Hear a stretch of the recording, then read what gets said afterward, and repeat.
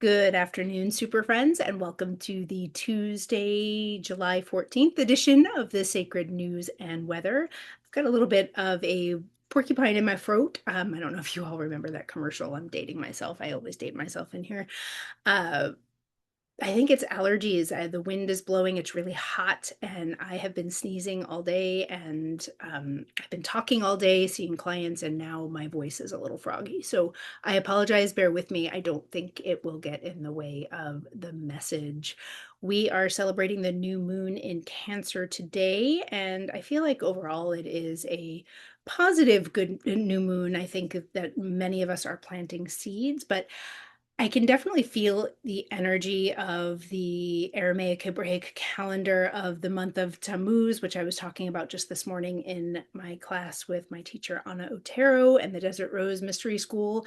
She was talking about just the unfiltered light. We've been talking about it now since the new moon in Gemini because of the way that the lunar solar calendar works out. We were in the energy of Cancer, even though we were going into the new moon of Gemini. And so this feeling has been going on for quite some time since the last new moon cycle. And the feeling is of light, of so much light, of unfiltered light. The image is like we wear hats, we wear sunglasses, we wear sunscreen, we wear long sleeves to filter the light because the light coming through is so unfiltered.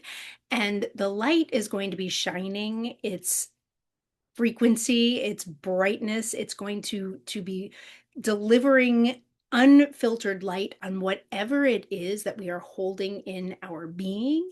And we want to do our best to really be holding something positive, something that we want to birth out into the world in our being. Because what will happen is if we are holding negativity, if we're holding on to, and I feel like this was related to yesterday's message, if we're like waiting for some particular outcome, or if we're holding on to any negativity, that light is going to amplify and radiate even more of what we're holding. So we will end up birthing more negativity. We'll end up birthing more waiting, and we'll end up a little bit uncomfortable, or maybe a lot of bit uncomfortable. This is one of the most difficult months of the Aramaic Hebraic year, and it's difficult because of all of that light, but it's also difficult because of the absence of Shekhinah, the absence of the Divine Mother energy. She goes into hiding. It's like all of that light almost filters her out, and we have to actively call her in.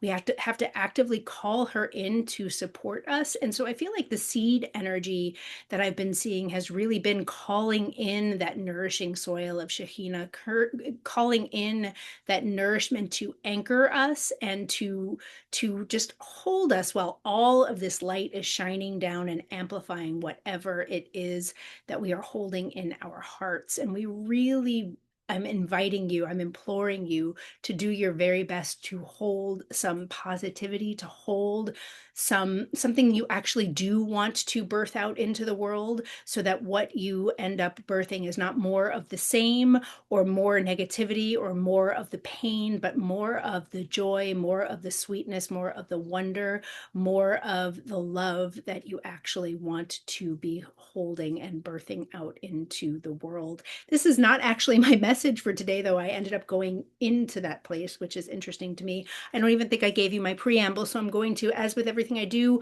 please take what resonates, leave the rest behind, and know that these messages are timeless. So whether or not you're tuning in on the new moon in Cancer on Tuesday, July 14th, or at a later date, if you are tuning in, there likely will be something here for you. If you're not seeing yourself, go ahead and turn me off and scroll down below, find a new message, or wait for the next one to come. I apologize. This is the time of day that I'm filming. I picked up my daughter, and it's the time of day where the light is a little bit weird. So I'm sorry if I'm washed out. Anyway, I'm going to go back into that place where I just was and bring to you the image. This image actually came to me yesterday, and I was wanting to come in here for us yesterday.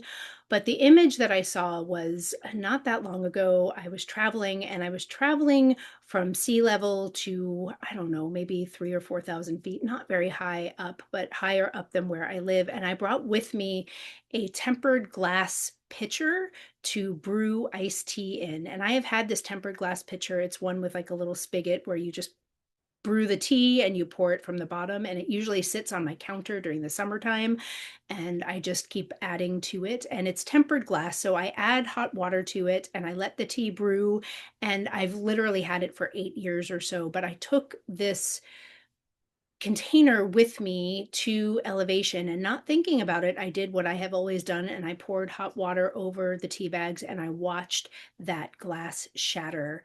And it was incredibly startling, and it was a bummer because I loved that stupid picture, but it has since been replaced. And but I think that this is where I want to go with us, and that light, because that's very much what it felt like wanted to be brought forward.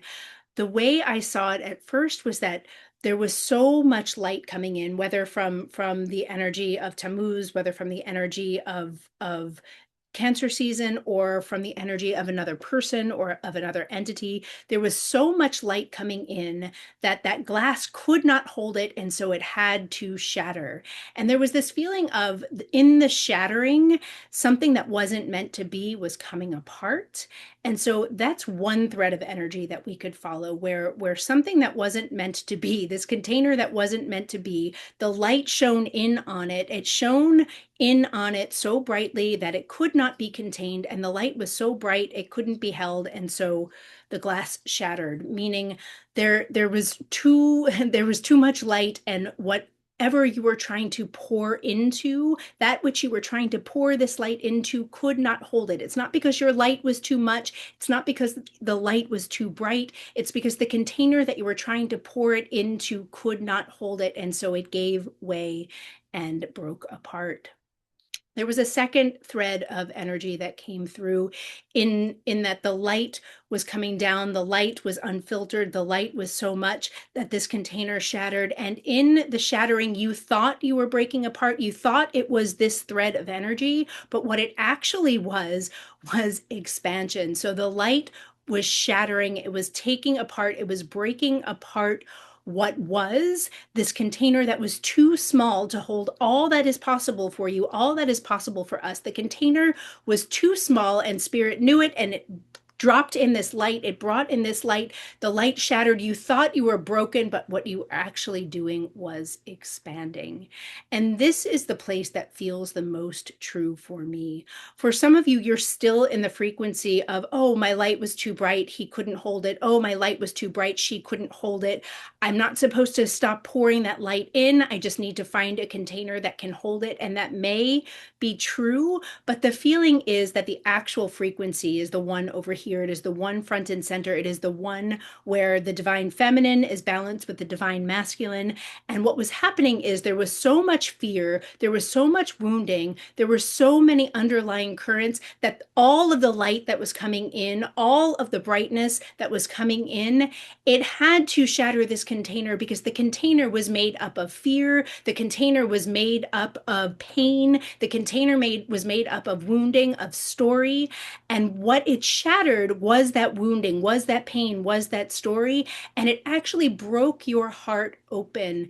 And I'm hearing, and I've said this here before, let your heart break all the way open. Let your heart break. Because when your heart breaks, it breaks open so that it can hold more. This is not a shattering where you will not come back together. This is not a shattering where you are meant to contract. This is not a shattering where you are meant to stop pouring in. This is a shattering so a false container could be done away with, and the new container could take shape, and the new container will be made up of this light. It will be made up of all of the light that has come in. And if you call in Shekhinah, if you call in the earth to hold that light, if you call in the earth to hold the light, the container that you are forming is going to be infinitely stronger than the one that shattered when the light was poured in, when the light shone in on the wounding and the fear. There's a feeling too, because we're in Cancer Tammuz, it is water. It is like water as the secret home of fire. It is the emotions as the secret home of your passion. And emotions may be running big. I know some of my clients have said that they've just been crying their way through this month. It's been a very squishy, a very messy month. I didn't experience that myself until like very recently, until just the last couple of days, where I was like, oh, there's more to be released. But what it is the emotion. The light is pouring in. It is shining a light on the places that are the deep feeling places in your body. That's shining a light on where those feelings need to be felt, on what needs to be released, on what needs to be felt fully. So wherever you've been trying to hide your feelings, wherever you've been trying to bury them, wherever you've been trying to, or even like drown in them, there is a little bit of a like, I'm just gonna like stay here and be messy, but not messy for the sake of moving through something, but messy for the sake of just staying in the wounding, of staying in the pain. This light, this unfiltered light, the unfiltered light of Tammuz is coming down.